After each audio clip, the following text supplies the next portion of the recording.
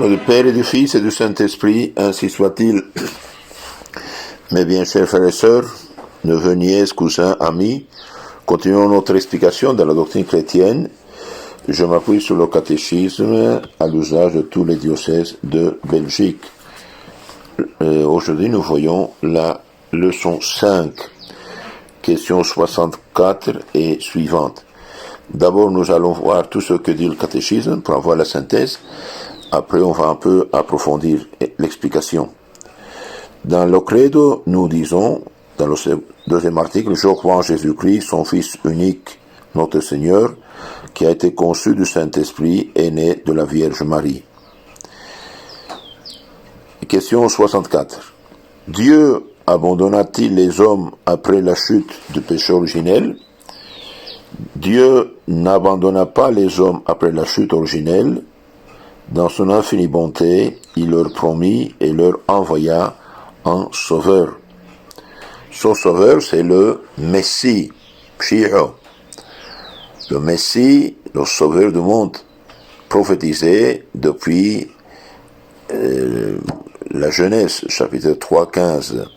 Dieu a dit au serpent, donc au démon, tu as trompé la femme, eh bien, le fils de la femme, la semence de la femme, la lignée de la femme va t'écraser la tête. Eh bien, ce sauveur qui va écraser la tête du serpent a été annoncé, prophétisé durant des siècles et des siècles, quand, par exemple, environ 1800 avant Jésus-Christ, Dieu dit à Abraham, regarde les étoiles du ciel et compte la poussière de la poussière de la mer, qui se trouve au bord de la mer, eh bien, ce n'est pas possible. Eh bien, ta descendance sera plus nombreuse que ça. C'est-à-dire le nombre des disciples du futur Messie, descendants de Abraham, Isaac, Jacob. Donc, les prophètes, l'Ancien Testament a prophétisé, a annoncé la venue du Sauveur, et le peuple juif a été chargé de cette mission de préparer le Sauveur. Donc Dieu n'abandonna pas les hommes après la chute péché originel, il a promis un Sauveur, et ce Sauveur, eh bien, c'est Jésus-Christ lui-même, Fils de Dieu. Ce Sauveur est Dieu le Fils, fait homme ou incarné pour nous, et notre Seigneur Jésus-Christ. Donc Jésus signifie Sauveur d'ailleurs, Dieu qui sauve, Dieu qui sauve. Qui est Jésus-Christ? Jésus-Christ est le Fils de Dieu, né de la Vierge Marie, le Rédempteur et le Sauveur des hommes. Donc, dans l'Évangile, nous disons, au commencement était le Verbe était avec Dieu, et le Verbe était Dieu. Tout ce qui a été fait par lui, et sans lui, rien n'a été fait de ce qui existe. Et le Verbe fait chair, et il habitait parmi nous. C'est ce qui dit Saint Jean au commencement de son évangile. Au commencement, le Verbe était, et le Verbe était avec Dieu, et le Verbe était Dieu. Il était au commencement avec Dieu, tout fut fait par lui, et sans lui, rien ne fut. Dieu, Père, par son Verbe, par sa sagesse, sa parole a créé toutes les choses. Et le Verbe s'est fait chair, et il habitait parmi nous. C'est Saint Jean 1, 14. Donc Jésus-Christ est la deuxième personne de la Sainte Trinité, sagesse divine, incarnée, fait homme au sein de la Vierge Marie, pour sauver les hommes. Donc Jésus-Christ, ce n'est pas un simple homme, c'est Dieu fait homme. C'est Dieu fait homme. Que signifie le nom de Jésus-Christ? Jésus signifie Dieu sauveur, et Christ signifie oint, ou sacré, ou consacré, plein du Saint-Esprit de Dieu. Jésus-Christ est-il à la fois Dieu et homme? Oui, Jésus-Christ est à la fois vrai Dieu et vrai homme en une seule personne. Et c'est l'unique être, d'ailleurs, qui a ses attributs. Il est Dieu et Dieu fait homme. Y a-t-il donc deux natures en Jésus-Christ? Oui, il y a deux natures en Jésus-Christ. La nature divine qu'il a de toute éternité et la nature humaine qu'il a depuis son incarnation. C'est pourquoi on l'appelle l'homme-Dieu. Il est homme et Dieu en même temps. Donc Jésus a deux natures. Comme homme, il a commencé à exister au moment de sa conception miraculeuse par l'Esprit Saint dans le sein de la Sainte Vierge Marie, mais comme Dieu, il a toujours existé. Alors, comme il est Dieu et homme en même temps, la personne de Jésus est divine. Donc Jésus a deux natures, la nature divine qu'il a de toute éternité, et la nature humaine qu'il a depuis l'incarnation. C'est pourquoi on l'appelle l'homme-Dieu. Y a-t-il aussi deux personnes en Jésus-Christ? Non, il n'y a qu'une seule personne en Jésus-Christ, à savoir la personne de Dieu, le Fils, qui a pris la nature humaine.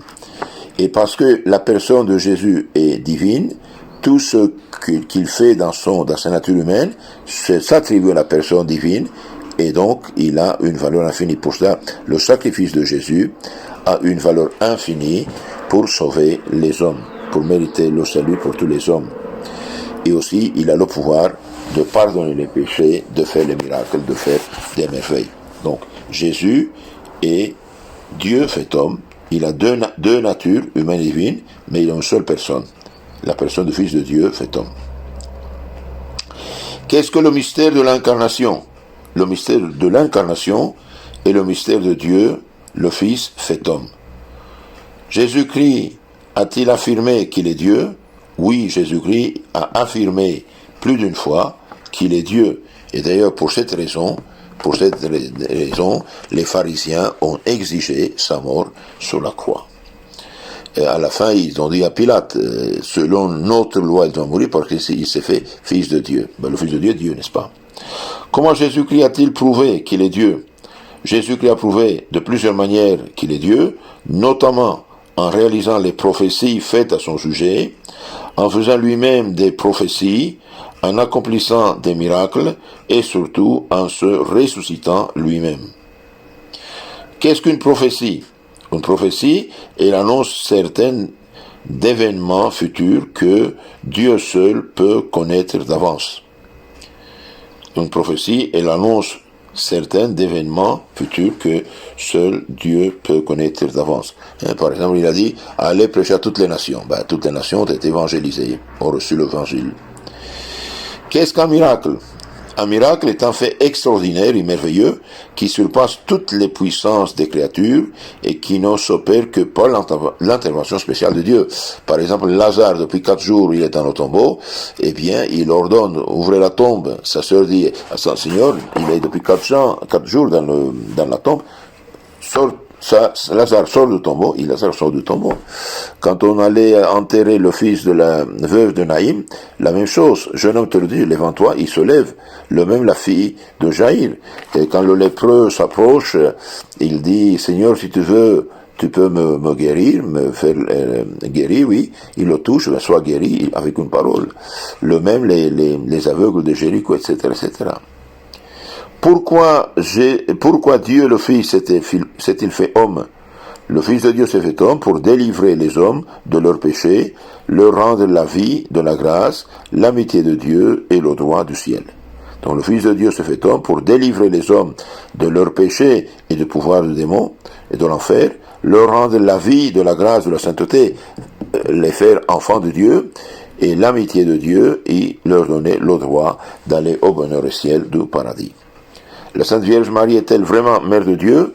La Sainte Vierge Marie est vraiment Mère de Dieu parce que son Fils Jésus-Christ est Dieu fait homme en son sein.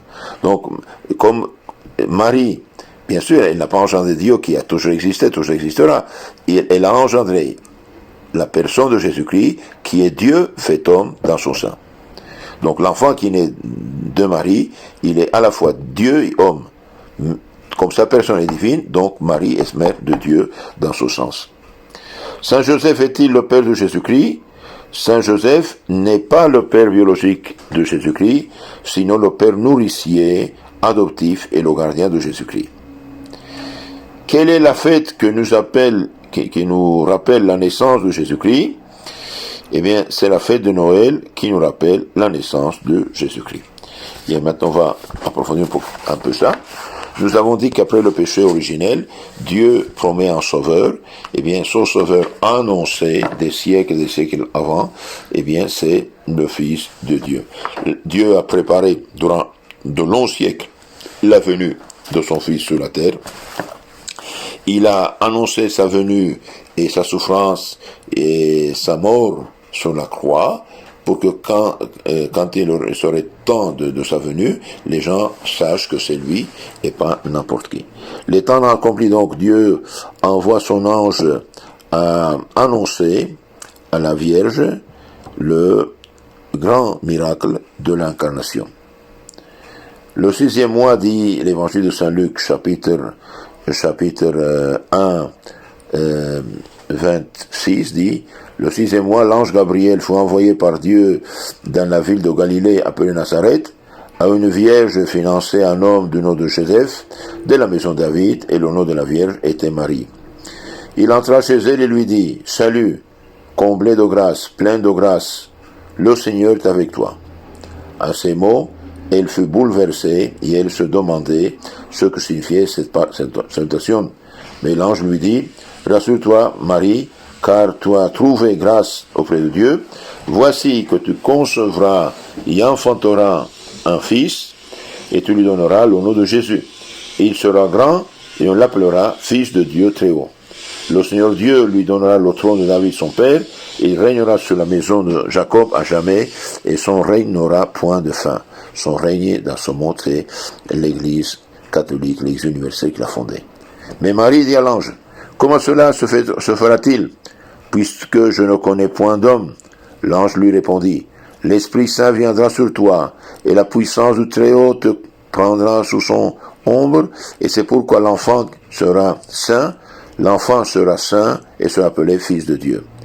Et voici qu'Élisabeth, ta parente, vient elle aussi de concevoir un fils en sa vieillesse, et elle en est à son 6e mois, elle qu'on appelait la stérile, car rien n'est impossible à Dieu.